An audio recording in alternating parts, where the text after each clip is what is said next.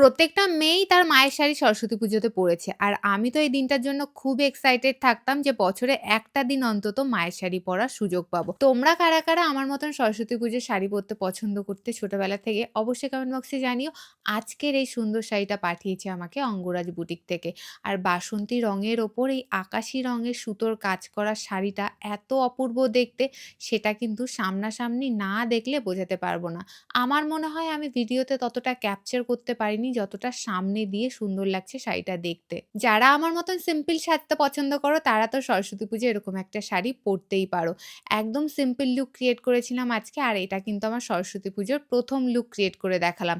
Angaraj বুটিকের page কিন্তু ক্যাপশনে mention করাই থাকবে, কোলাব করা থাকবে। অবশ্যই ভিজিট করে যেও ওই পেজটার সাথে, কারণ অনেক নিত্য নতুন শাড়ি কিন্তু ওই পেজে তোমরা পেয়ে যাবে। আমার এই সিম্পল লুকটা তোমাদের কেমন লাগলো সেটা কিন্তু কমেন্ট বক্সে জানাতে ভুলো না। কমেন্ট বক্সে কিন্তু লিঙ্ক বলে অবশ্যই কমেন্ট করো। শাড়ির লিঙ্ক আর জুয়েলারির লিঙ্কগুলো কিন্তু আমি নেক্সট ভিডিওতে দিয়ে দেবো।